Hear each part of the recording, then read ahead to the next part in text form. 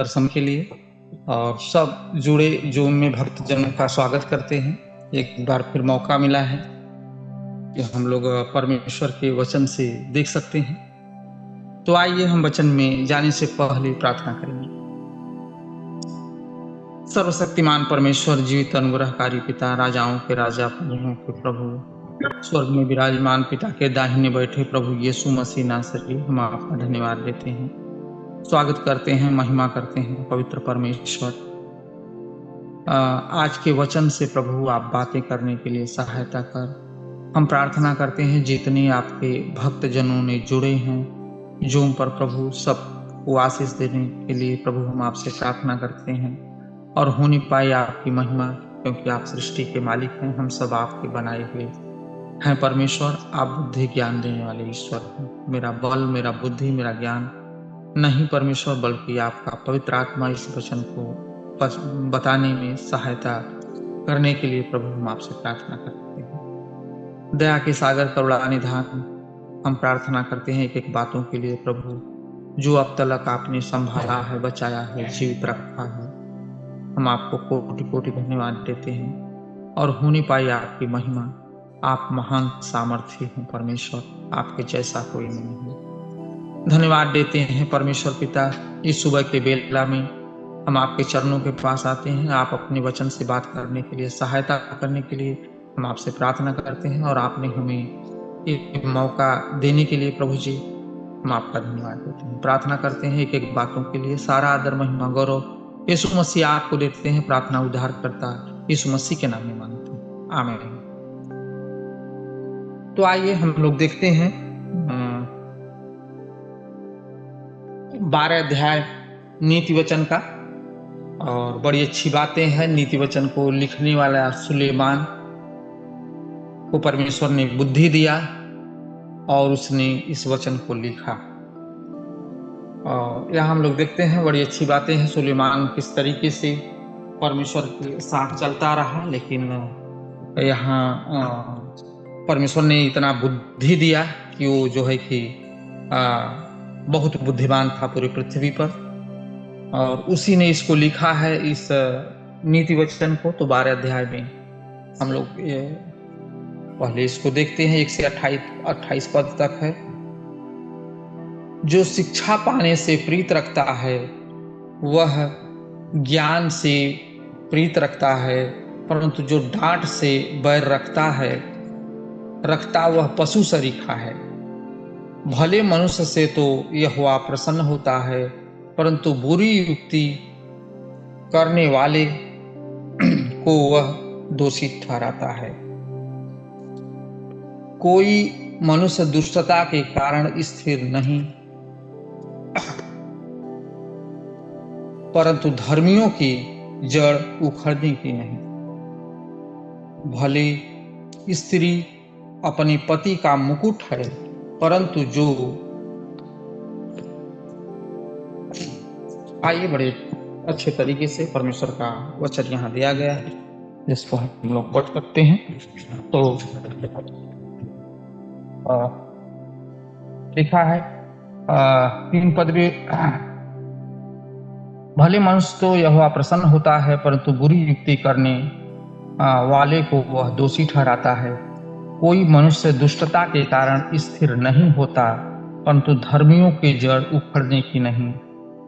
भली स्त्री अपने पति का मुकुट है, परंतु जो लज्जा का काम करती वह मानो उसकी हड्डियों के सड़ने का कारण होता है। धर्मियों की कल्पनाएं न्याय ही की होती है, परंतु दुष्टों की युक्तियां छल की है। दुष्टों की बातचीत हत्या करने के लिए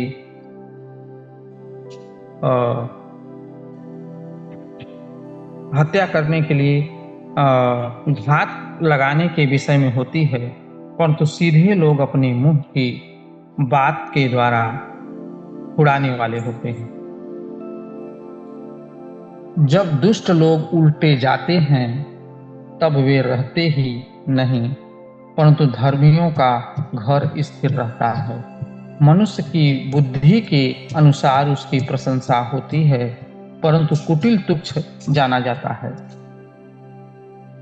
जो रोटी की आस लगाए रहता है और बड़ाई मारता है, उससे दांत रखने वाला छोटा मनुष्य भी उत्तम है। धर्मी अपने पशु के भी प्राण की सुधि रखता है, परंतु दुष्टों की दया भी निर्दयता है। जो अपने भूमि को जोतता वह पेट भर खाता है, परंतु जो निकम्मों की संगति करता वह निर्बुद्धि ठहरता है। दुष्ट जन बुरे लोगों के जाल की अभिलाषा करते हैं, परंतु धर्मियों की जड़ हरी भरी रहती है। बुरा मनुष्य अपने दुर्वचनों के कारण फंदे में फंसता है, परंतु धर्मी संकट से निकास पाता है। सज्जन अपने वचनों के फल के द्वारा भलाई से तृप्त होता है, और जैसी जिसकी करनी वैसी उसकी भरनी होती है। मूढ़ को अपनी ही चाल सीधी जान पड़ती है, परंतु जो सम्मति बांधता वो बुद्धिमान है। मूढ़ की रिस उसी दिन प्रकट हो जाती है, परंतु चतुर अपमान को छिपा रखता है। जो सच बोलता है वह धर्म प्रकट करता है, परंतु जो झूठी साक्षी देता वह छल प्रकट करता है। ऐसे लोग हैं जिनका बिना सोच विचार का बोलना तलवार के समान चुभता है, परंतु बुद्धिमान के बोलने से लोग चंगे होते हैं। सच्चाई सदा बनी रहेगी, परंतु झूठ पल ही भर का होता है।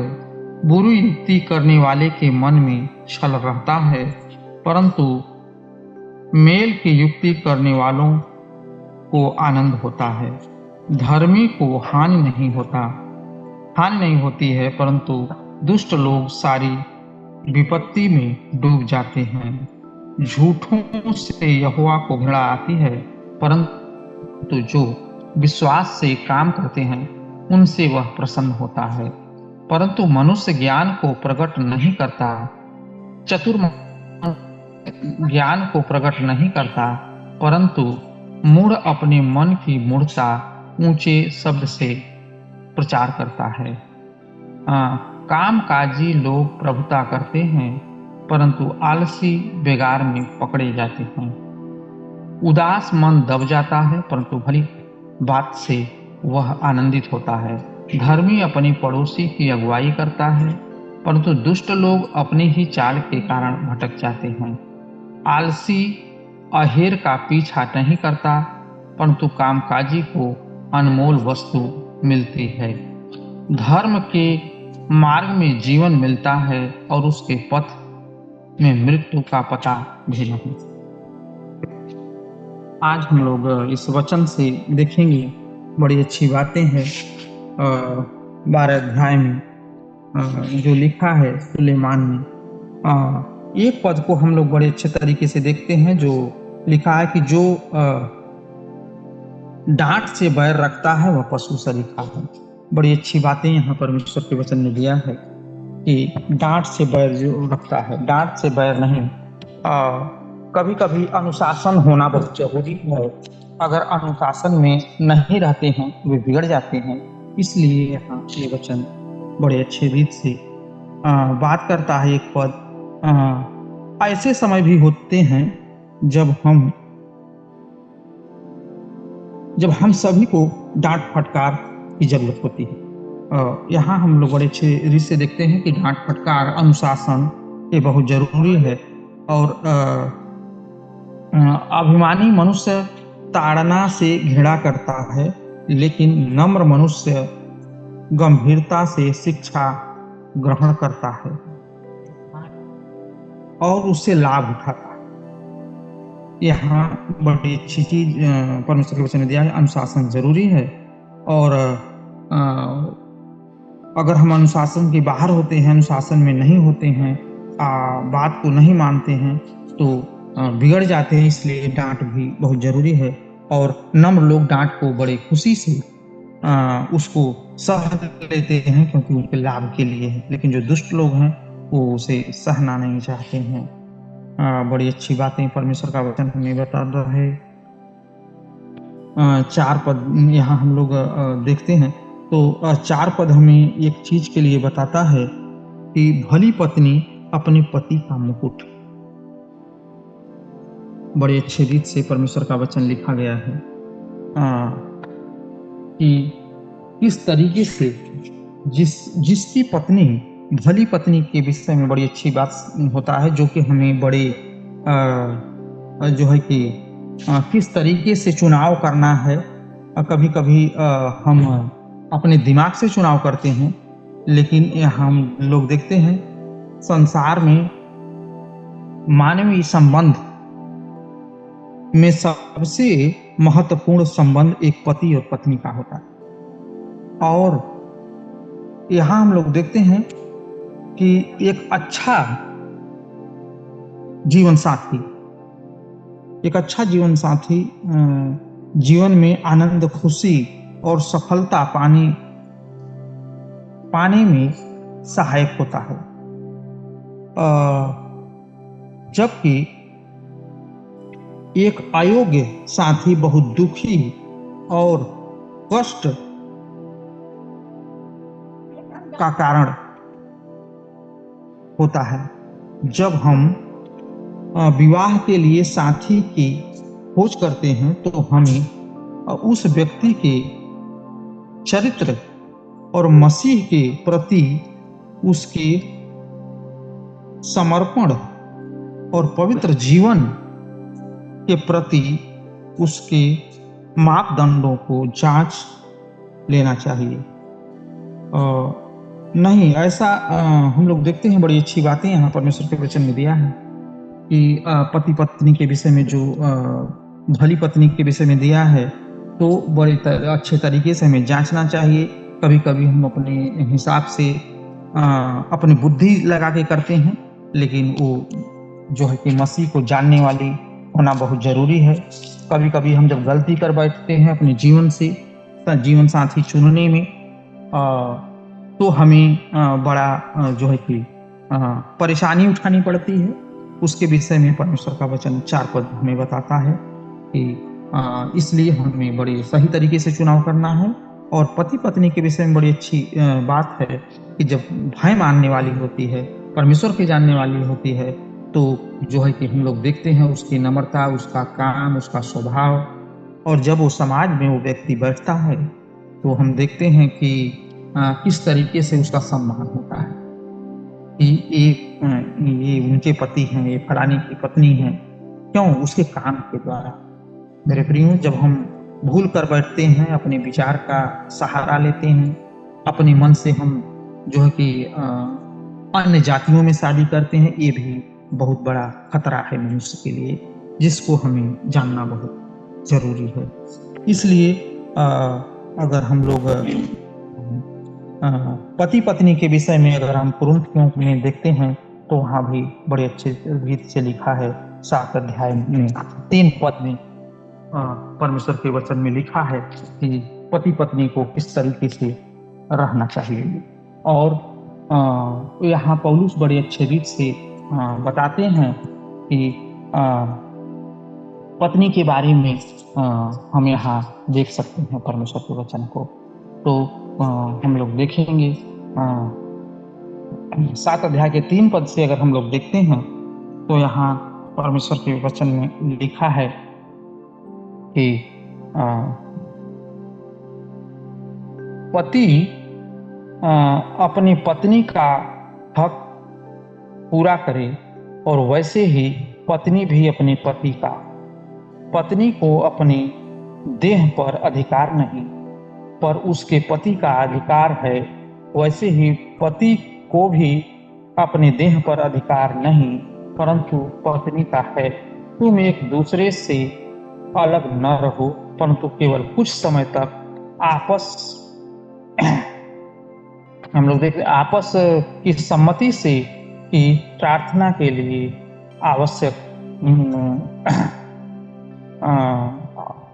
अवकाश मिले और फिर एक साथ हों। ऐसा न हो कि तुम्हारे असंयम के कारण शैतान तुम्हें परखे।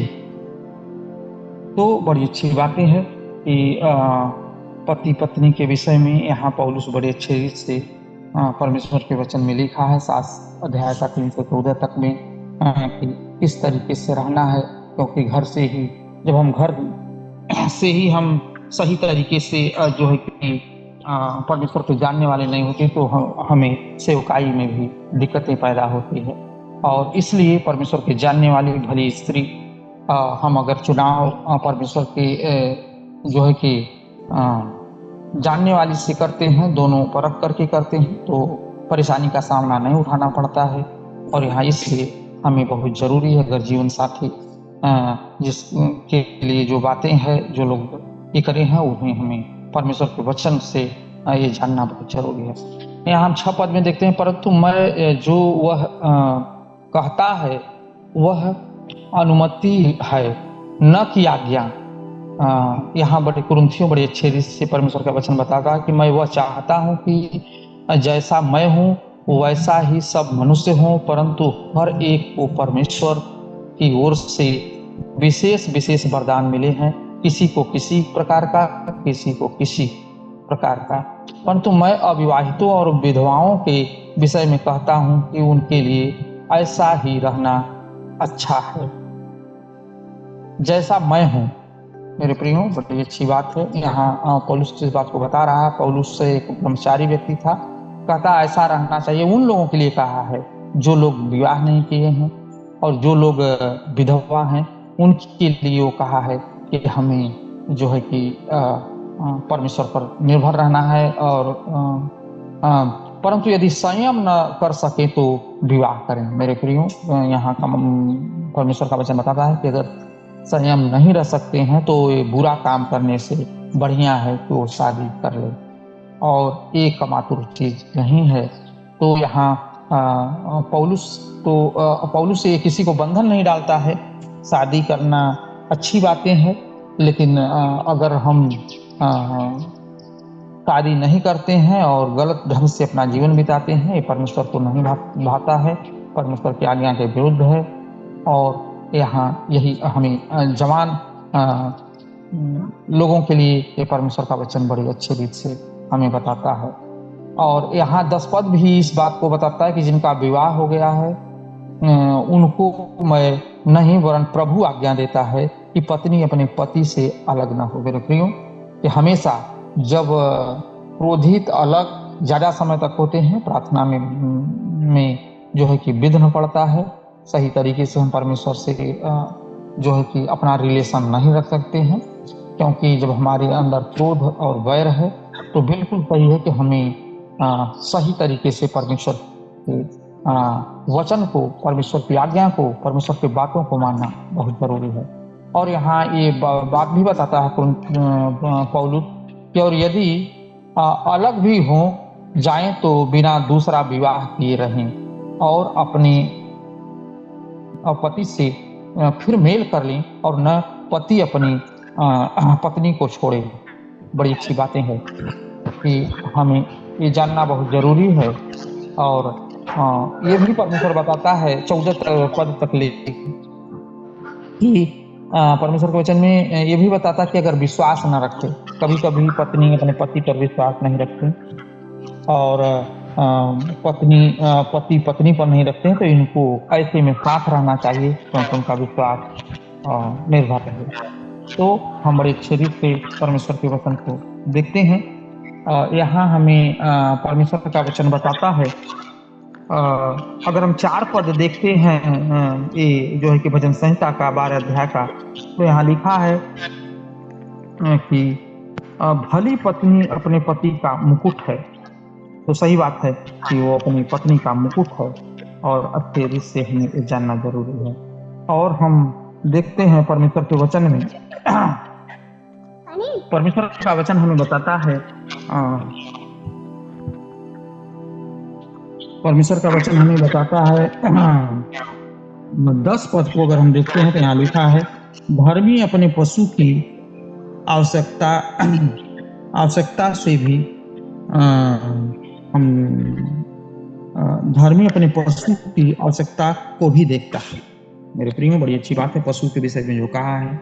अगर हम लोग उत्पत्ति 1:28 को पढ़ते हैं तो यहाँ हमें परमेश्वर का वचन बताता है कि हमें अपने पशु की भी देखभाल अच्छे रीत से करना है, क्योंकि परमेश्वर ने ये अधिकार दिया है।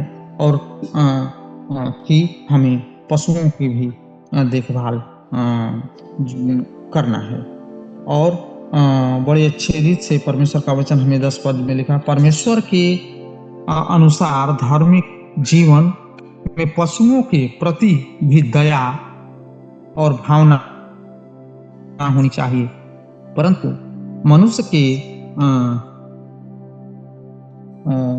साथ ही ये बड़े अच्छे रीत से परमेश्वर का वचन बताता है किस तरीके से हमें जो है कि अपने पशुओं का भी वो देखभाल करना जरूरी है।